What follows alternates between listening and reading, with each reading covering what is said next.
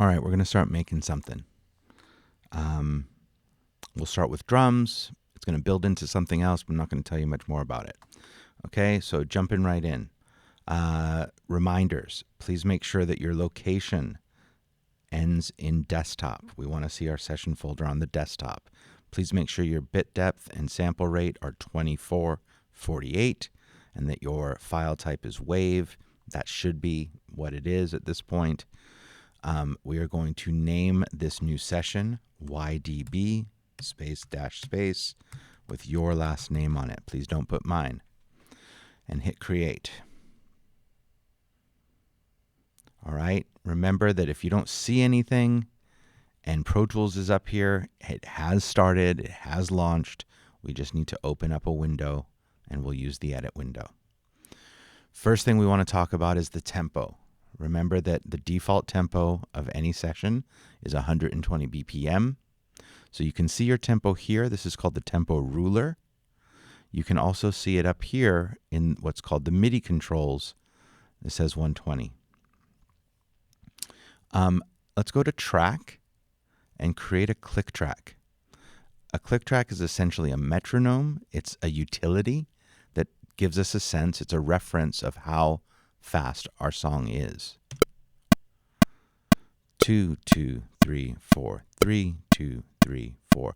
And you can hear that accented higher pitched click is the downbeat or beat 1 of every measure. All right, it's not a pleasant sound. It is a utility. Ultimately, we'll mute it, but for now, we're going to check it out. Let's go up to track and create a new stereo instrument track. And let's go ahead and name it here. We'll call it drums. All right, so one stereo instrument track. It remains in ticks, and we'll call it drums and hit create. We're going to stick with expand for much of this process, and then I'm going to show you some other instruments that you can use to customize the sound of this for yourselves. But let's go. Well, you could customize it in expand, but you know what I mean. So we're going to, again, click in our first insert, insert A, multi-channel plugin, head down to instrument, and head down to expand 2. Our default loads up. Let's head over to the presets. Let's go into the drums category. I'm not super excited by these drums, but we're going to use them to get it done. And then again, I'm going to show you some other instruments. So I'm going to choose the R&B Addicted. And this will give us the opportunity to kind of show how we can manipulate and change our sounds later. Okay, so we have an instrument, we have a track. We need to set our tempo because the song's tempo is not at 120. The song's tempo really, if we look it up, when we know what it is, I think it's actually 137, but we're going to program it at halftime so that we don't have to create a halftime feel. Those of you who have more of a music background, I want to be able to stick our snare drums on 2 and 4 like I explained. So we're going to make our tempo 68.5. So what we can do, there's a couple ways we can do this. We can come over to the MIDI controls and we can click on the 120 and kind of scroll up or down, but then we'd have to kind of do the same thing over here on the other side of the decimal. So we're just going to actually click on the 127 at this point, and we're going to type in 68.5. And for this to take, it hasn't actually done anything. We have to hit return on the keyboard, and you can see how the measure stretched out on our ruler here, on our timeline. All right, now we're going to learn a new window. We've talked about the edit window. We've talked about the mix window and our volume faders and our pan knobs and our mutes and our solos. We're going to go to a third window, which is called the Midi Editor. This is actually where you input your data, your notes. And I can see something that's useful. If I were to come over to the keyboard and kind of click on any of these notes, I can't hear anything, and I would like to hear something. You should be able to hear something. So if you take a look over here, this is called the tracks list. You have to have a pencil icon that is next to the track that is active and you want to use. So I'm going to click over here in the far right little column. Now you can see that it also put this dot. That's what reveals the MIDI data. We can talk about that again later, but this pencil is absolutely necessary right now. So now that I come over to these notes, I can hear the drums. Now above C3, actually above A2, there are no sounds in this preset. So it's really, the first few octaves. Now typically, kick drums will always be on C1. This one also has one on B. Snare drums tend to land on D. This is a clap. I don't really like any of the snare drums. I think I'm going to use this one. But most important, let's just get going. I will talk about the edit modes. The edit tools a little bit different later time. But right now, let's pick up the pencil. And if for any reason your pencil does not, if it looks like this, you can click and hold and change it. I want you to use the freehand tool, the freehand pencil. So we're going to find C1, the number 1 on our keyboard. And then we're going to go up. So this is C, D, E. I'm going to use E because it's, I don't know, I'm going to change it later, but it's fine now. And I'm going to head over to, make sure that you're zoomed in. Right now I am seeing measures. I also just quickly came over here and changed it to 30 seconds because I want to make a point. So I'm going to zoom in, and remember that zoom is command and the brackets. So the closed bracket zooms in, the open bracket zooms out, and I always suggest to zoom in to where you can see your basic fractions. 1/1, 1/2, 1/3, 1/4, which represent the quarter notes, the downbeats in your 4/4 measure. So beat 1 of measure 1, beat 2 of measure 1, 3 of measure 1, 4 of measure 1, and then starting measure 2, 1, 2, 3, 4, 3, 1, 2, 3, 4. All right. And notice how many squares there are. I just set the grid to 30 seconds, so there's 32 per measure, and it's just too much.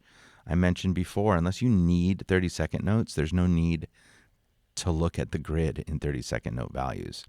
So I'm going to come over to the grid values in the grid itself. So I can turn off the grid, turn it on and off.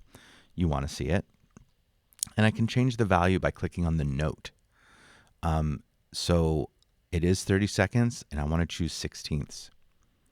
And this is way easier for a few reasons. One, there's only 4 per quarter note, but also you can clearly see these darker lines that help to delineate the downbeats or the quarter notes. So, I'm going to go to, let's start with the snare drum, actually. It's very easy because we're simply going to go over to beat 2, essentially just to the right of the darker blue line, and enter a snare drum by clicking, and then we're going to go to beat 4, and we're going to enter a snare drum by clicking.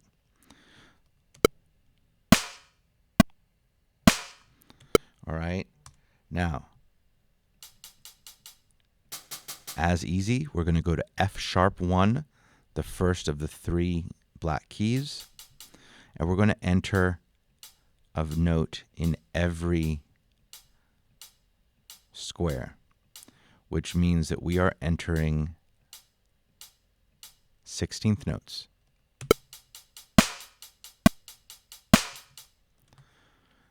Now we're going to go to C1, and we're going to enter our kick drum.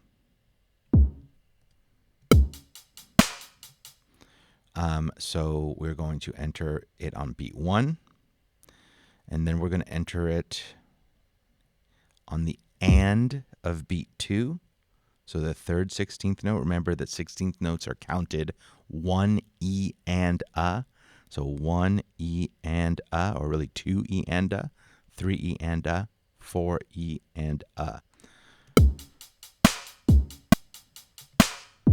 And we're going to put the last one, I believe, unless I made a mistake, on the of beat 3.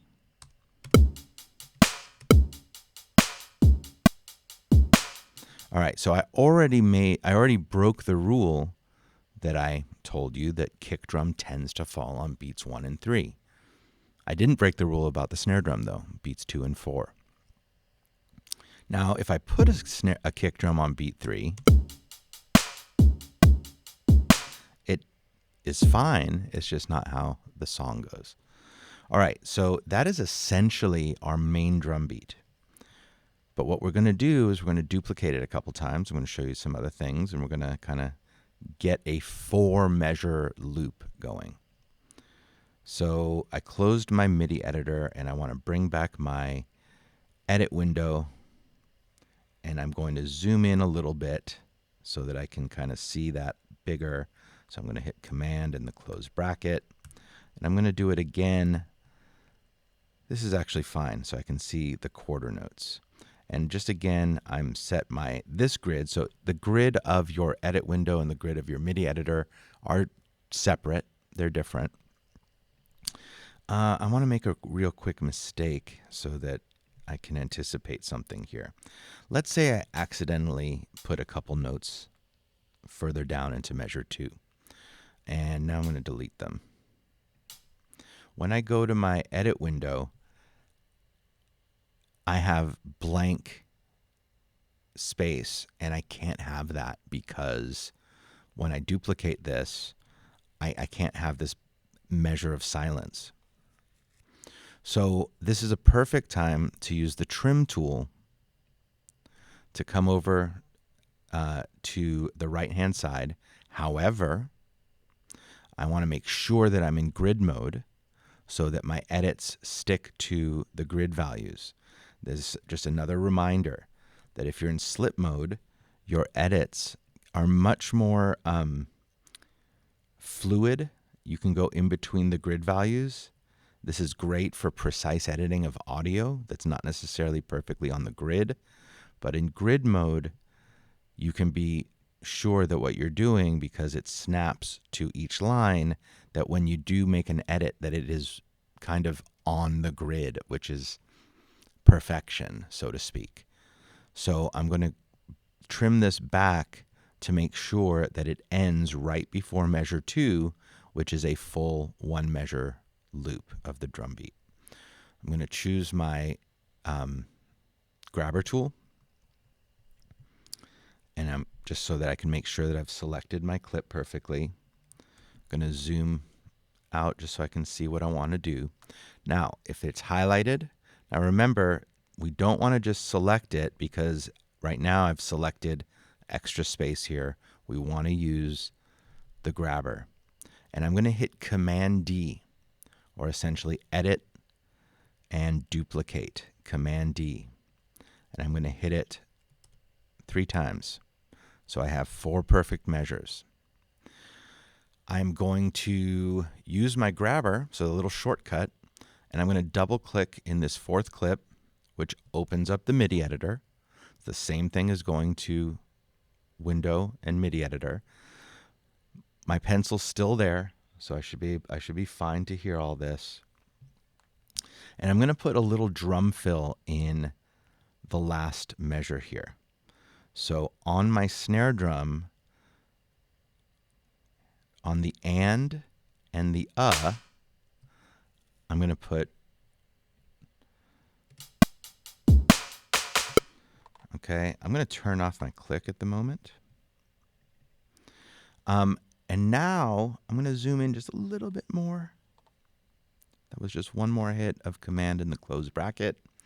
And I'm going to change my grid to 30 seconds because I want to put another drum hit in here, but it can't be a 16th note.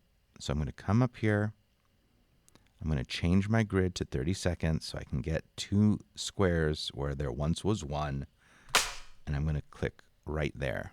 So this is what this measure sounds like. Okay? Now, that is essentially our loop. So for the assignment for today, I want you to highlight the first measure, hold Shift. Now this is with the grabber tool. Hold Shift, click on the fourth one so that we highlight all 4 measures. We're going to go to File and Bounce Mix. We're going to change our file name by adding a dash and drums. All right, YDB, your last name, drums. This is just of the bounced file. We want to make sure that it's an MP3, not a WAV, for space considerations. We want to make sure that it's interleaved, not multiple mono. 48's fine. We want to make sure, someone had this yesterday, we want to make sure that it's our session folder inside of bounce files, that we're offline, and we can hit bounce and hit OK. And then you're going to upload that to Canvas. Okay. Now, make sure you save your work, and we'll take it from there.